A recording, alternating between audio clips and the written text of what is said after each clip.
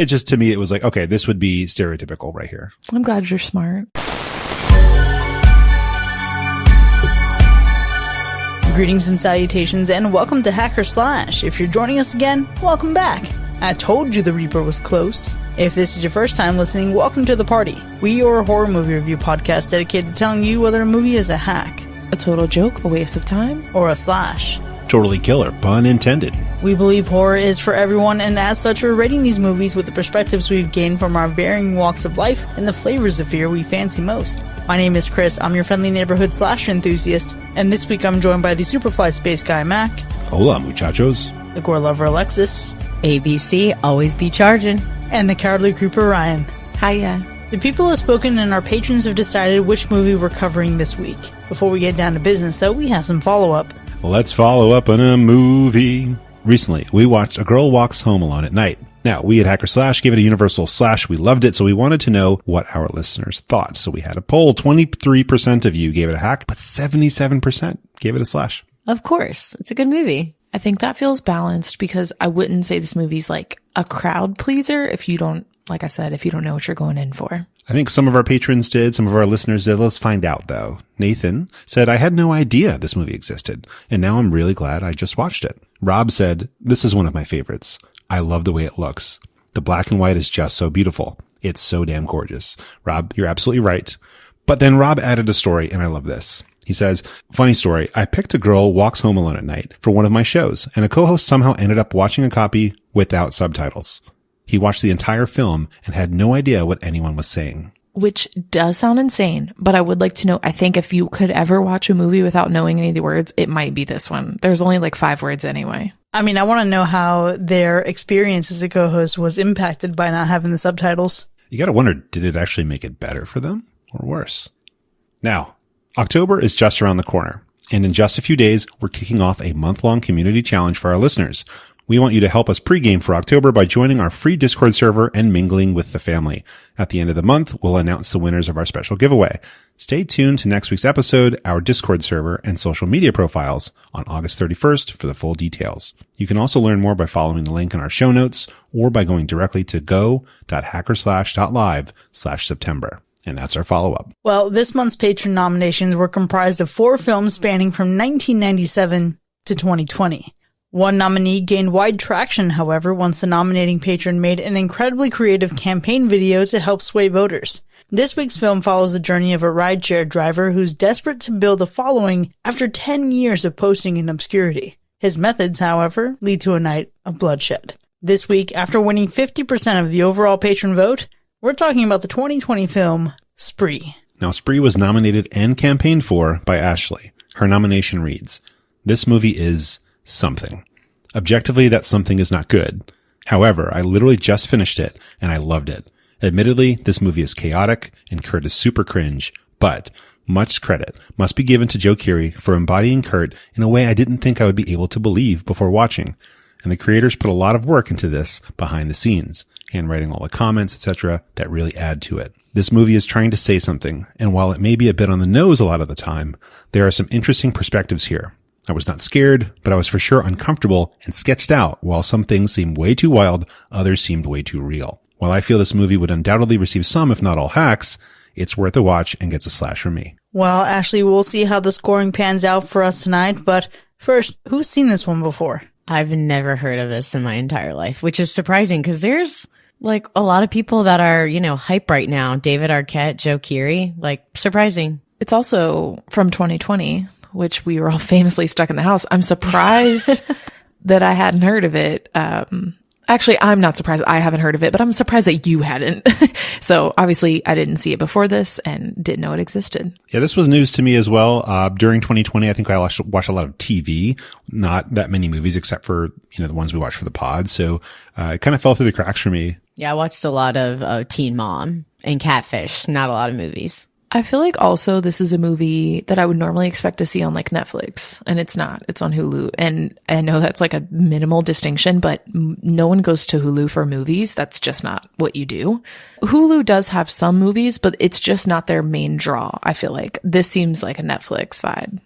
I actually heard of this movie around the time that it was coming out, but I never got around to watching it. mainly because I enjoy Joe Keery, but I was so sold on him as Steve Harrington that I couldn't really see him as anything else. And to his credit, I think he does, well enough in his performances to be distinct in what he does, but I think I just wasn't ready in my heart to let go of Steve Harrington. This is a movie that I was always interested in seeing, but never got around to. And I think it's also because looking at some of the current events, looking at all the notoriety that we find that perpetrators of mass violence seek in our country, you always hear about this person who's like has this claim to fame, or they want to be remembered, or they want to have this notoriety. And I didn't know a lot about this movie beyond like the initial premise, but it gave me that energy. And I didn't know if it would just bum me out as I watched it. I've got to agree with you about the whole Steve thing. I just, when I looked at the cover of this, I felt like there's no way I could not see him. And, fortunately it really wasn't that way, but I felt like my expectations were pretty straightforward. When you see the cover of this movie and maybe glance at like the synopsis for a second, I feel like you really understand what's going to happen. It's pretty much all on the table. There's not a ton of surprises. And I guess I just expected it to be straightforward. I could see that. I mean, I didn't read the synopsis nor see anything. Just clicked on the movie and started playing it. But I did obviously had some sort of expectation with the title of Spree. So I'm like, obviously it's going to be a murder spree. So I was hoping to see lots of murders in this. The word spree did not occur to me until the movie finished. And I was like, oh, it's a killing spree. But Ryan, they did the thing within 3 minutes where they said the movie title. I even have that in my notes. I don't know how it got past me, but at the end of the movie, I was like, oh, I get the name now. Were you thinking of shopping spree? I wasn't thinking of anything. I was like, oh, Spree's the name of the app in the movie. Just thinking of candy. Maybe that's what it was. I think I'm just dumb sometimes. So I watched the trailer, and so I mostly expected shaky cam, car cams, bad angles, just kind of like awkwardness in capturing the subject. Honestly, though, when we actually got into it, it's like 100% cringeworthy, but captivating at the same time.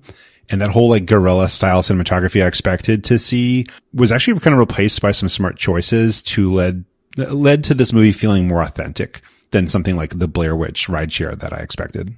Mac, going into this, I was wondering how you were going to feel about it. And just knowing that so much of this is filmed seemingly from like GoPros in a car, you think there's a lot of stability there, but I wondered how your Vertigo would handle this. I think looking at the runtime of this movie, you think it's going to be told in a linear fashion. And then I was surprised to see that some of it does not take place chronologically. And I think even beyond that surprise, I felt so many moments of tension. And there's one moment in particular that ended up being one of my favorite scenes where I just found myself thinking, no, Kurt, no. That kind of tension mixed with a lot of the laughter that I found in some of its more comedic moments really made for like a unique viewing experience. That's interesting because captivated is definitely not the word that I would say I felt during this. I can't really say it was predictable because you're correct. A lot of it is kind of non-linear, especially maybe based on what you're expecting. But I just felt like there was just a movie on, like it didn't give me enough tension and enough fear to feel that much. And then sometimes the fact that it was like so on the nose made me care less about it. That's interesting. I wouldn't put it as high as captivating, but it was definitely attention grabbing for me. It was a mix of all of the different avenues that they used to tell the story, whether it was a dash cam, whether it was someone's cell phone, whether it was texting. And I saw this movie with Harold from Harold and Kumar where they literally just used phone, like technology. And I was like, this is so cool. So I think that's what really surprised me is how real this felt with all of the technology intertwined into all of this. See, I felt like it was really authentic in what I did with the filming styles, but also it's weird to watch a movie that way.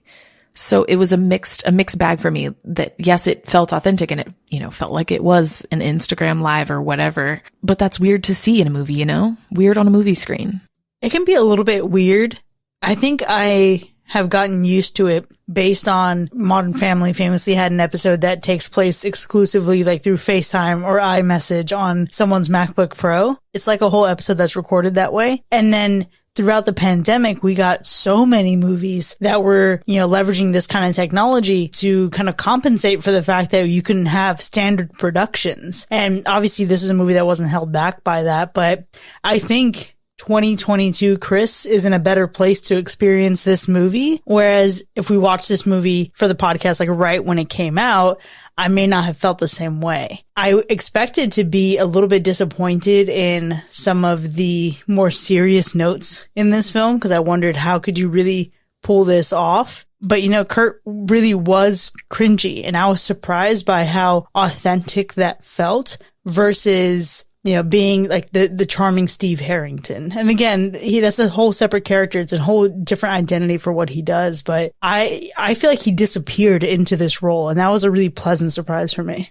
It was almost creepy how much he disappeared into this role. And I think for me, that was the most surprising is that the acting felt very authentic. The acting specifically, not necessarily the writing, but I felt like these were these people. I think the disappointment for me was how on the nose it was at times. Like it just was so heavy handed and like, cool, we get it. We get what he's trying to do. But every second they could remind us they took that chance. It's hard for me because when watching this, he says some lines that, we all think of like wannabe influencers. This is the things they say, right? You and I both know somebody that says lines or at least used to say things like very similar to this character and just like heavy on the social media influencer wannabe status. And so it was surprising to me that like a lot of the interactions we got actually felt very real, very true to life.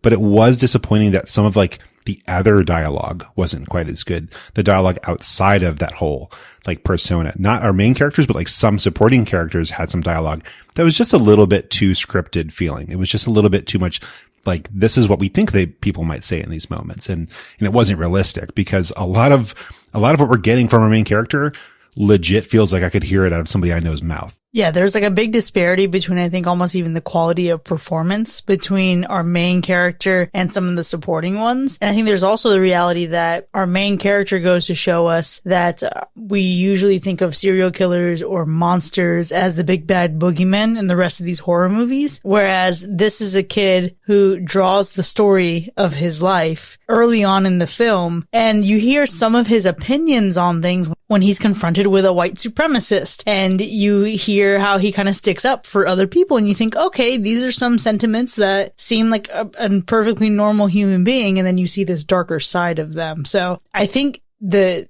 depth of that character just really created like a wide gap between him and the rest of the cast that had to, they had a lot to live up to. But I think it was effective though, because this movie, I don't really find it scary, but what I do find scary is reality. And it reminds me so much of real life. And I think we probably should be more scared of reality, especially when it comes to like social media and the effect it's having on the human psyche right now. Because yeah, I wasn't scared when watching the movie, but like immediately afterwards, it was like, I don't even want to look at Instagram for at least an hour. I'm taking the total opposite of this because it was frightening. The idea of being in a car, a rideshare app, whichever one you use, and the things that might happen at the worst of times. And I'm like, what I do need the ride because I'm drunk, but maybe I'll call my parents instead. Maybe I'll go back to OG parents and calling them. I think this movie for me is the kind of movie that makes me confident in my own sanity. Like, Mac, this movie stresses you out about the fact that people exist and may or may not think this way. This movie makes me feel thankful that I don't feel like I succumb to things like internet stuff. And maybe that's a dumb thing for me to think, right? We all have things that we're susceptible to that we don't realize, but this movie isn't scary for me aside from getting in a car with strangers and they can attack you. And I'm not going to spoil stuff, but like certain things that happen, I'm like, ooh, I so quickly could have been in that kind of situation. Yes, but see, here's the thing. Everybody won't agree with this, but people are mostly good. And that's why we can get in Ubers. I thought that. And I think that's why I'm naive. So, I don't think it is naive because there's so much that we do in the world that if most people were bad, going to the grocery store would be an issue, you know? I'd agree. I don't know. I'm just scared about everything. But here's the thing, going to the grocery store is an issue. Like, I think the what this movie did for me in terms of fear, it's pointing out, okay, Ryan, you just called me an outlier, the outliers in our society who on a whim can wake up one day and just cause so much havoc. And yes, the number of them is far outweighed or outnumbered. They are outnumbered by the rest of society. But the potential for impact is frightening. And you kind of just go about your day ignoring that, right? Like, you know, we have these things at work where we talk about what to do in an active shooter situation. And not that that comes up in this movie, but you kind of just live with this as the reality and think, hope it doesn't happen to me. And this movie shows, I think, the whimsy of someone, or just like okay, on one hand, careful planning. On the other hand, just wake up one day and decide to do this. I think this movie pointing out that level of thought is a bit frightening to me. But I will also say that I think this movie and the way it conveys that feels so much different than any of the other serial killer movies we've seen. Oh, yeah. I mean, I'm a huge fan of The Bone Collector. Fantastic film. Good one. Makes you think twice about getting in a cab, maybe. I don't know. But this film does something so specific with its execution of capturing everything in social media, streaming, compiling streams, even adding in like plentiful live chat constantly throughout the film. I mean, I was impressed. This was like so much work. And I think for whatever reason in my mind, that just gave it so much, just so many originality points. I think originality with this one is interesting because it does feel original in some ways, like in the methods and things like that. But at the same time, it does also feel familiar to like Cam and Host and just, you know, the internet. You know, there's been a lot of like internet based horror stuff. Ryan, I completely agree because I had in my notes, this reminds me of Cam. This reminds me of the one where they're streaming some kills online. Like I've seen this before, and I've seen where technology, like getting on a phone or FaceTime or instant messaging, has been a part of a movie called Searching. So I've seen it, but the way that all of this is encompassing, it's not too shaky cam. It's not too much texting. It's just like a very specific thing. And I think they did it very well. And I think that carries over to the ending as well, because I wasn't expecting what happened in the end, and I was quite surprised. I mean, I know the chaos had to end at some point of this movie, but I wasn't expecting it to turn the way it did. I think the ending worked. You know, I think there was more that I thought they could have said with it if they wanted to, but it was a lot better of an ending than I imagined it would be. Yeah, the end for me, I would say is generally pretty good. There was a bit of chaos, I'd say, that maybe wasn't necessary, or maybe was a little too much again. But generally, I think it kind of ended in a good way for the storyline. I think it ended in a satisfying way. I think it also reached a little bit further than I expected an ending to this movie to reach. But I am interested in seeing how our thoughts on the ending impact our actual ratings. Now, before we score this film, Alexis, how would you describe the Gore score for this movie?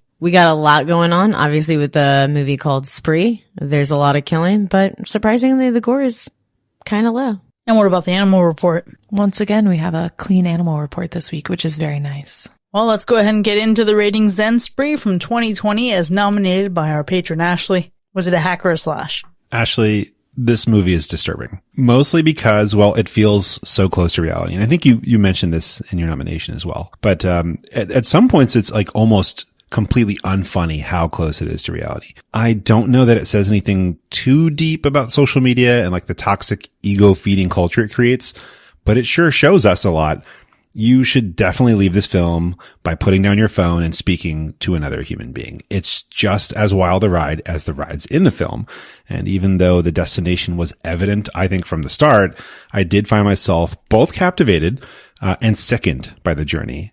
It's a slash that you probably wouldn't want to smash the like button or smash the subscribe buttons on, but hey, this is the reality that we've created for ourselves and we have to deal with it. So I struggled with this movie because I was like, oh, okay, what is this going to be? Okay, he's just going to be doing some killing. It's going to be the same thing. And once this movie really started to ramp up and more things were introduced, I was like, oh, wow, this is interesting. And every time like I went to go write a note, I looked up, I was missing something.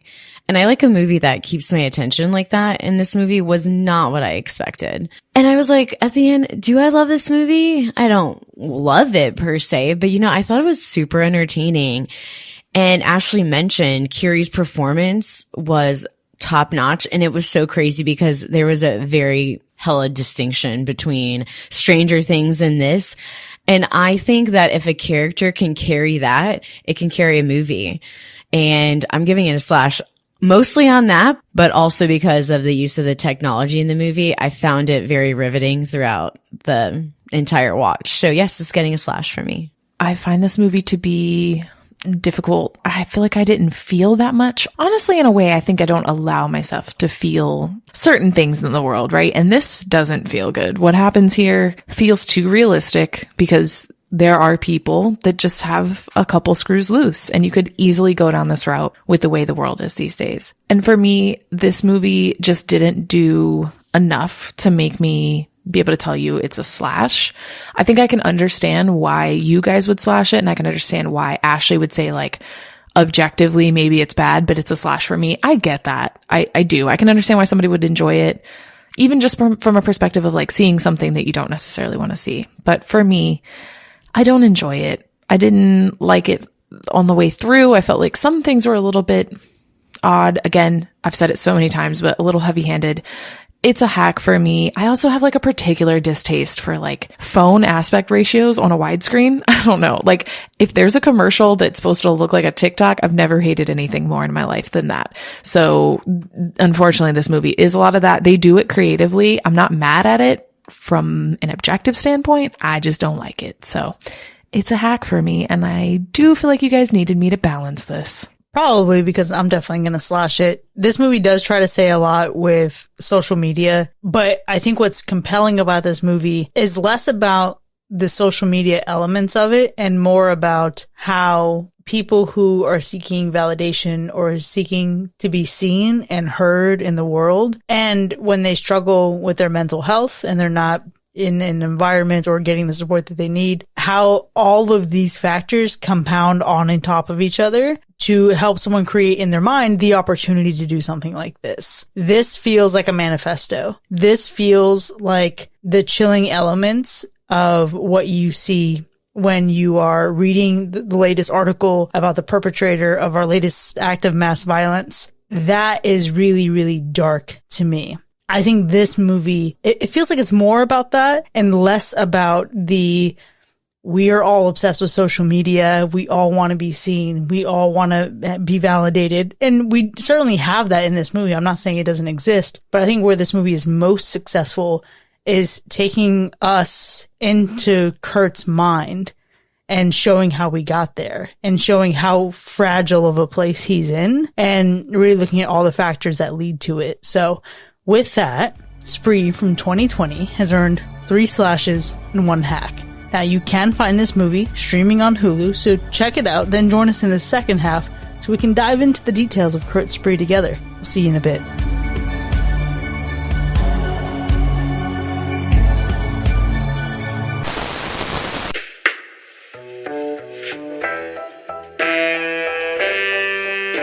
Are you looking for a unique experience for your next event? Let Shirley's Stripper Stand-Ins provide beautiful and exotic women to fill the empty stripper poles at your venue. Our girls are professional, who will make your guests feel appreciated and respected while they work. You won't find another service like ours that provides exotic and beautiful women who aren't strippers. Our girls are the perfect addition to any event that needs some spice. Shirley's Stripper Stand-Ins, where we'll surely have someone that's your cup of TNA.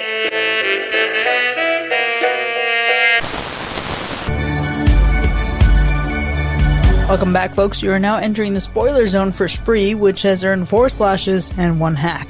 Now we have a lot to unpack here, but before we get into the specifics of our ratings, Alexis, take us through the kills. Y'all, there were 12 deaths in this movie, and I was like, holy crap, when I saw this list. It's like, this is very interesting because I don't recall 12 people being in this movie per se, but I guess there was a lot of passengers. But there was no blood. Well, Okay, there were 3 points there was blood, but for 12 deaths, I guess you needed to be real. So I was like, all right, blood spurting on the camera, on the back of the glass. I mean, there were a few kills that had, I would say 50% we get some blood. We just don't get like blood. We don't get to see the kills on screen very much. Yeah, I guess I'd say there was blood, not a lot of gore. Right. Agreed. So my favorite death is definitely going to be the first one because I think you're just not expecting it till you see him start putting the shit in the water. And let me tell you, I think it's so effective because now I think I'm terrified to drink water from an Uber driver.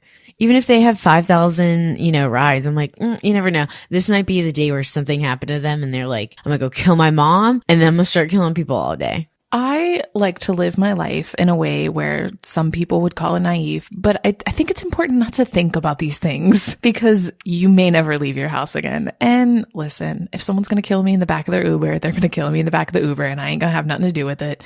And if I don't drink the water, they'll just find another way like they did with Mario. I think Mario has the best death because that guy sucked so much. He was the worst rider. He was horrible to Jesse. Everything about him sucked. And then the whole time he's not drinking the water, right? And he keeps trying to say like, just sit back and have some water. It never worked out, right? Getting hit by the car, that was great. It was the first one that changed, the first one that was different than what we saw before. I loved it and he really deserved it. I don't know why I was at an oil rig, but he needed that. When I drove a little bit of Uber for a month or two, I didn't put any kind of water or edible items in my car. It was like Band-Aids and like wet wipes that I usually kept just in case. But yeah, I think the thing that surprised me, the one kill that surprised me was the police officer. That was the one that caught me off guard. And I think I probably stole Chris's, which is unfortunate. But this death, this was phenomenal because we don't know what's going to go on with Uno sitting in the car thinking Uno's dead, right? But when Uno starts to wake up, you're like, oh gosh, he's going to have to kill these cops himself. When she pulls the gun out and shoots the cop square in the face, we got some blood, first of all, but I literally just was like, oh, holy crap, out loud, because I had no expectation that was going to happen. Amazing. That was such a shocking moment. And, it wasn't even my favorite kill, Mac, but it was such a big moment of like, what the fuck is going on here? It was a moment where she wakes up and you wonder, is she just doing this out of pure panic? Does she know that she was poisoned? At this point, Kurt has taken her and basically he tried to leave and she kind of dragged him over to this taco stand. So did she just think that something weird happened? What was her understanding of her situation when she pulled out that gun and shot that cop? I would just love to be inside DJ Uno's head for just that moment. I think for a favorite kill for me is actually going to be the joint kill of Richard and Kendra and London. So we have this moment where they're up through the sunroof. He has shut it enough to where they're kind of like trapped up there. And then he just goes full slumber party massacre with that drill into London in the passenger seat. And then we get that cool shot of him in the car wash trying to clean everything off. And he's wiping the window down, wiping actually the camera down. That was a moment where I was like, fuck yeah, Kurt. All right, let's go. Not that I endorse his violence, but things were escalating. Richard and Kendra were definitely my backups. Like when he trapped them in that sunroof and when we thought they were going to get like their heads chopped off at first. Oh, it was so good. Yeah, I love the anticipation of that. It was like, it's coming, it's coming. What I thought was really interesting, and Chris alluded to this in the first half, is this like jump in time, which I'm going to be honest, I didn't know because who checks the time on the top of their phone, much less in this movie. But when Kurt heads to Bobby Basecamp's house to confront him about Bobby not promoting, his live stream, Kurt mentions that he has 7 kills so far. However, he's only killed 6 passengers in the car that night, which ends up foreshadowing that he killed his mom in the beginning of the movie. Man, that's a good point. That was something where when he went back into the house and he was kind of kicking things off, having known that in this movie, this guy is going to be a rideshare driver who goes on a killing spree. And given the events of what's happened, even in Texas earlier on, when we know that the violence like starts at home and then carries on to what they plan to do, I assumed that he had killed his mom. So that wasn't like a huge surprise for me. They gave it away when he went back in the first scene. He went back he's like, oh, oops, almost forgot. And he came back with the necklace or pendant, whatever it was, and hung it up. I was like, oh, that's obviously what happened. I did not catch that. I really thought he was just going to be driving. Sometimes y'all act like stuff is obvious and it's not. It seemed like he just went in and got the necklace. We didn't know it was his mom's necklace for like an hour. Maybe just some major assumptions on my part, but like he sees his mom. Oops, I forgot. It comes from like this, this background that he's got. And it just, to me, it was like, okay, this would be stereotypical right here. I'm glad you're smart. So being the gore lover I am, my favorite visual would not be on par if it didn't involve blood, right? Was it Joe Keery in the shower? It was. Honestly, almost because we were about to see his penis, but JK, not really. But it was very modern psycho Jason Bateman for me, like him just in the shower, blood all over his face. And literally, I knew he was crazy beforehand, but that was the ultimate time I'm like, oh, he's like far gone. There ain't no coming back. And then the blood, it was just like really awesome against the white background of the shower, the abs. Just kidding. We didn't see an ab. My favorite visual was the choice to compile multiple live streams and videos on screen and switch between them, especially in really stressful points. It just looked really hard as hell, honestly, to plan out, but worked. Because I know, Ryan, you hate seeing things that are supposed to look like social media, especially in portrait mode. And I'm glad that when they did things, they were able to add in other cameras or other streams. So at least we filled the frame. And I think that is what made it effective. That's what made me not hate this movie, is that they looked at it like we need to fill the entire screen up with something going on. And not just to like fill it up. We need to have things going on that make sense together. And I found it just so effective. They definitely did make some good use of the screen in some points. There were some times where it was just a vertical video, but I think this is a personal thing. There was nothing they could do to make me enjoy that. It just is what it is. I like that they did some things and tried to make it better. I think for me, the best part of that is the very, very end where we see the idea of someone on 4chan compiling all of it. Because then when you start to think about how this would work out if you were not a part of it and you were watching it on social media, and then, you follow this one person and then you're going to go find the other person to see their side of things. And I feel like that's a extremely realistic perspective of how people would observe this, although I would argue that you shouldn't be, but people would. And it's so cool at the end, the way it kind of like, they're like, oh, this is some dude on 4chan looking for these clips and put together this movie. It's a cool perspective. Yeah, I really love the way they sold that ending bit to make you realize, okay, this is the thing that we're watching. It's very Blair Witch Project. It's very Poughkeepsie Tapes. This is the modern found footage film. And I really appreciate that. I think my favorite visual element is the motivation for using all the cameras in the car and the way it all makes sense. I think the perspectives that you get from that feel so cool, especially in that moment when, he's driving on the highway and he's driving into oncoming traffic. It felt like Grand Theft Auto. Just gonna throw that out there. That's true. That moment was very stressful because at first I didn't realize, and then he looked up again and I was like, dude, hello?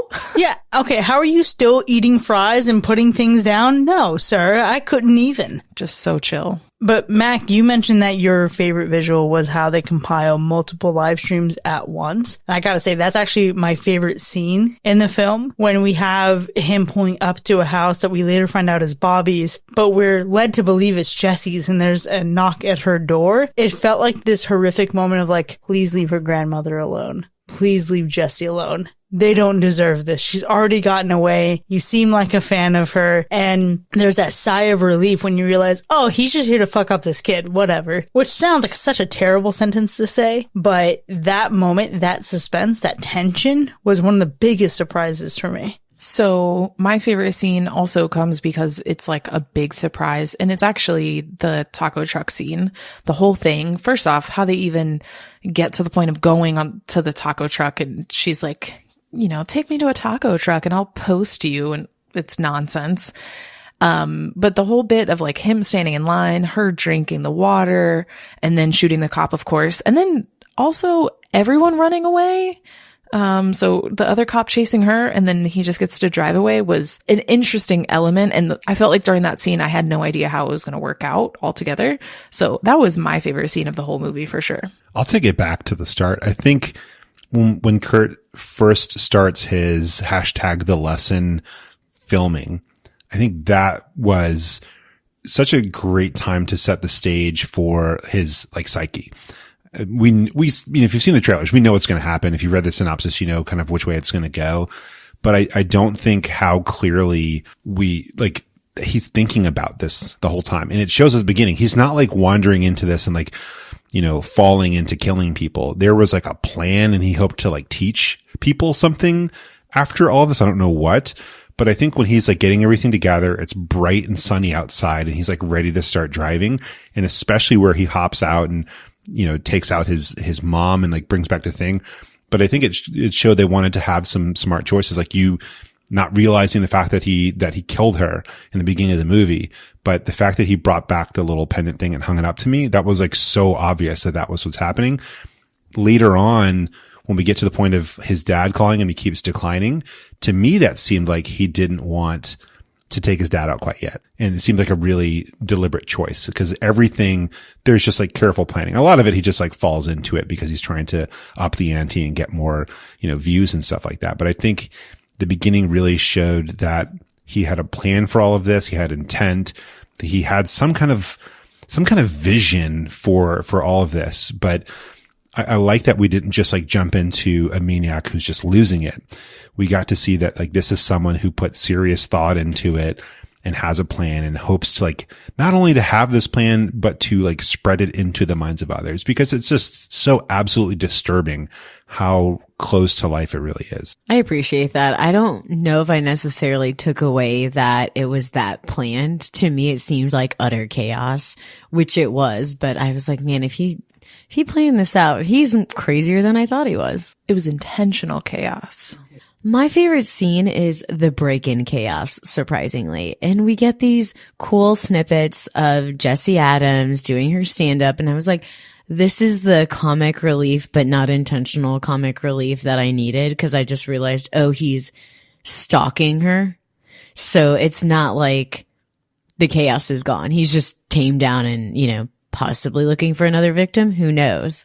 But I just love that because you kind of get a glimpse of her and like what she stands for and what she's all about. And you get to know at least one more character a little bit more. Speaking of characters, everyone felt like real people, but the interactions between a lot of these people felt super overdone. I think especially like Mario and Jesse in the back of the car. Miles was out there too. I was like, what is he a part of this movie for? Yeah. Oh my God. After Jesse's show, I was like, could you shut up? And why is this on screen? I mean, I don't know. And the Bobby Basecamp thing, I guess a lot of this stuff was meant to be kind of caricature-esque. It's all a bit over the top. That's probably the point, but I didn't necessarily care for it. The one I struggled with the most, I think, was actually his dad.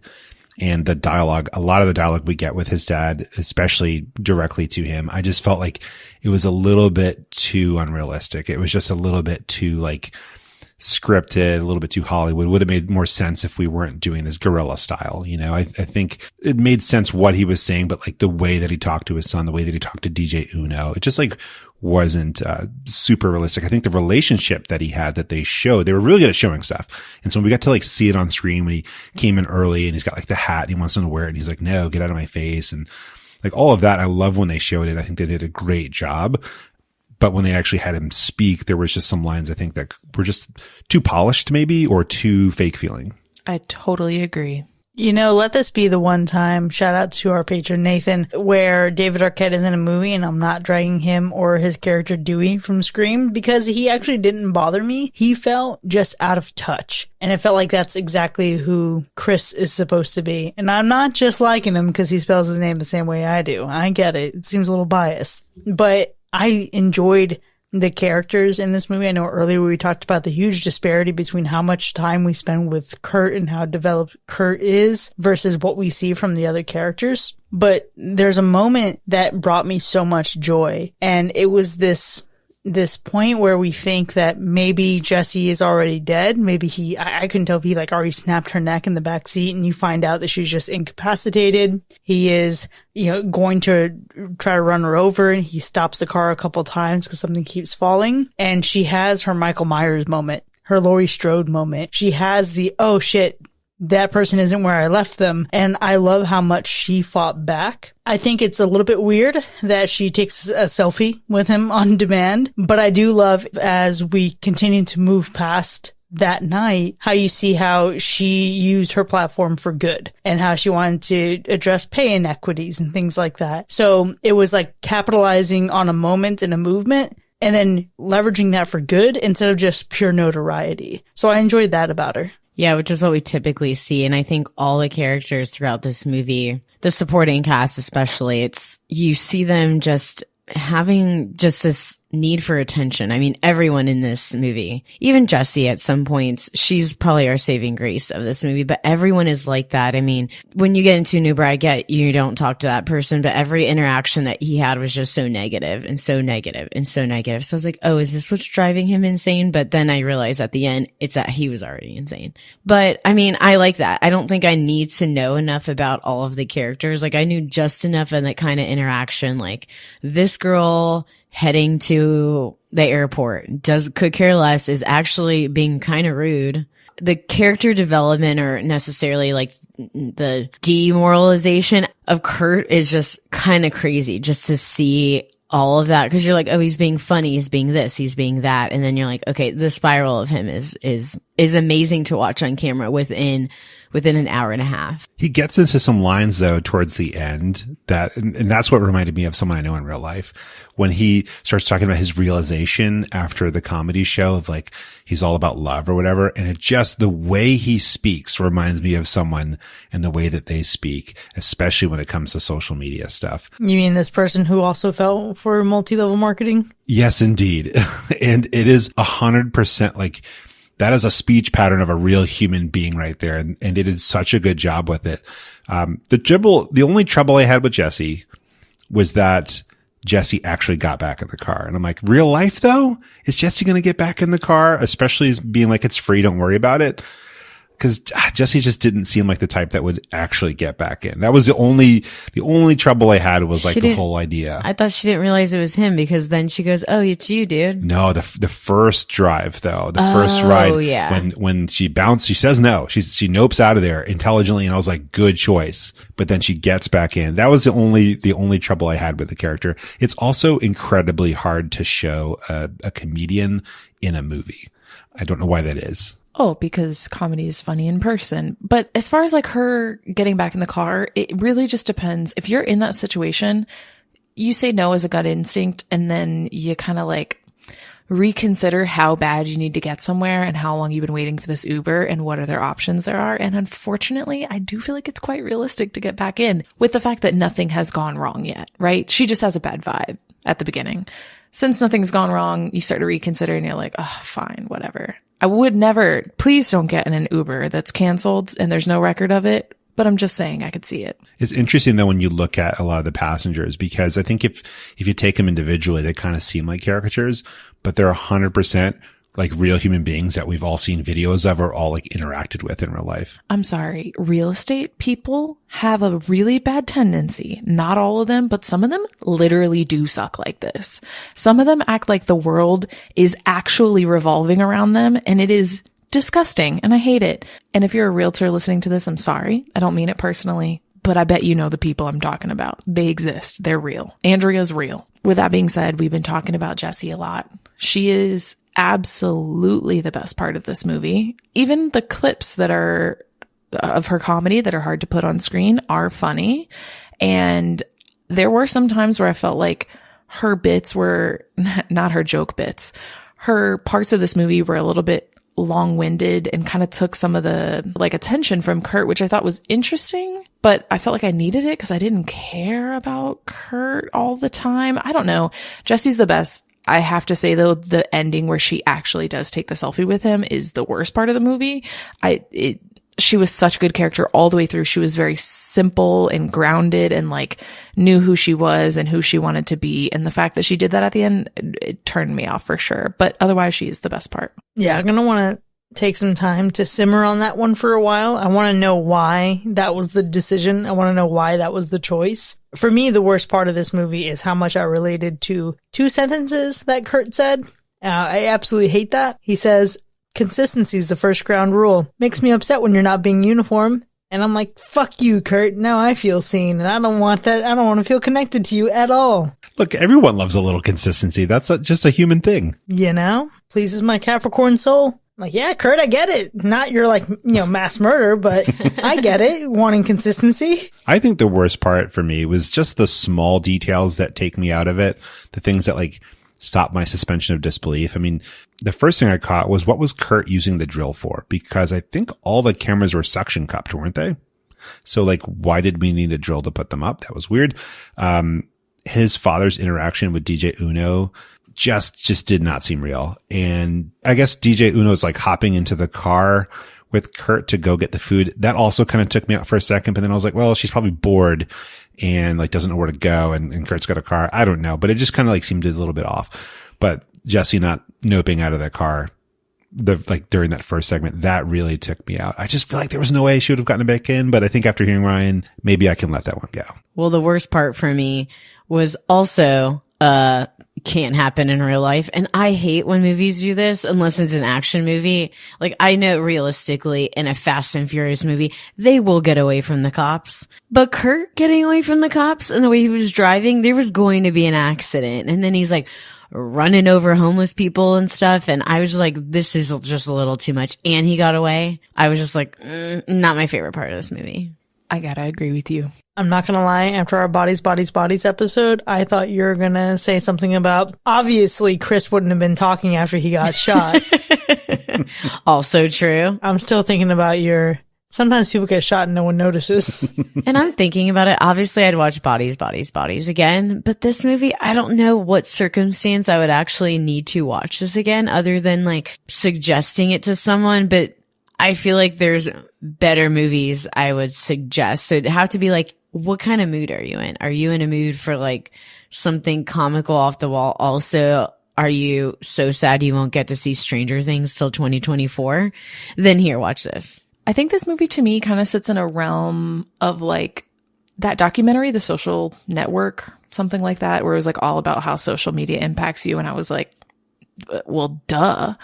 And like, this movie's kind of the same thing. Like, hey, this crazy kind of person exists because of the internet. And it's like, yeah, well, obviously, like, we know this already. I don't see any reason I would rewatch this. And I don't think I would tell anybody to rewatch this because, so here's the thing. When you recommend a movie to somebody, you only get but like so many tries, right? Yeah, you get 2 wrong ones and no one's ever taking your suggestion, even if you're on a podcast. Agreed. And honestly, the first one is usually like a judgment because I remember I recommended His House to somebody and they came back and they're like, what else you got? I was like, that's it.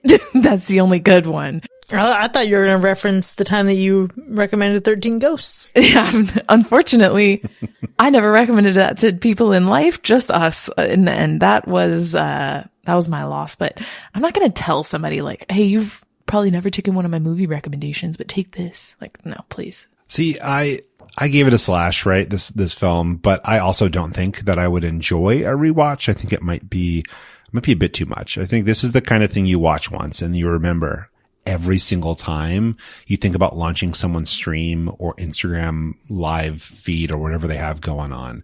I think it's going to stay with you and you might just have to like check yourself now and then. Or if you're the type of person that like goes live on these platforms, it might just make you check your ego a little bit and be like, do I really care about the attention or am I just trying to share something cool? Because it really makes you question, like, how much do I care about my own ego? See, the problem I have with this is I already, every time I go to post something, go, what's the point of posting this? And the problem is there isn't one. And so I don't need this movie to tell me that. I already know that. And every day I'm like, I'll take a picture and I'm like, nah, I'm not going to post that. There's no point. You know, Ryan, when you're talking about the documentary about social media, it made me think of that documentary, Don't Fuck with Cats. And that was a really intense watch. It's one that I could probably never watch again, but I would watch this again. No time soon, but I can think of a number of moments where I want to go back and really pause and read all the comments and all the things that were being said in the live streams themselves. But while I wait to do that, let's see what Mac has in store for us with Fact or Fiction. Number 1. Jesse comments on Mario's excessive tanning leaking into his brain. In reality, John DeLuca actually got a spray tan for his role as Mario. I'm going to say a fact. I'm going fiction. This one's a fact. I should have known better. Number 2. Lights Out, Guerrilla Radio, and Guerrilla Filmmaking. No actual film cameras were used to shoot this movie. I'm going to say fiction on that one. I feel like there's some point where it may have been. I'm going to say fact, because cool. This one is a fiction. 2 scenes were shot with film cameras. And number 3. To prepare for this film, the director and Joe Keery actually watched videos of people who didn't have large followings. I don't know how you would find those, but I want it to be a fact because that sounds like horrific and good work. Fact. This one is a fact. And of course, they watched plenty of cringe compilations too.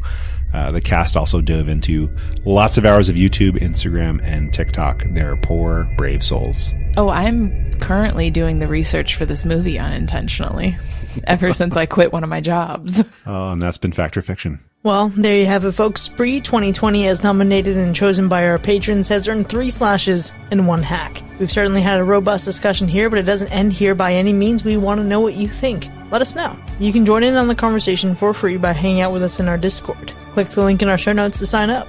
If you've enjoyed listening to this episode, consider becoming one of our patrons. Visit patreon.com/hacker/ to enjoy more of the show with early access, extended episodes, bonus content, and live shows. We'll see you next time, and remember, never miss an opportunity for branding. Bye.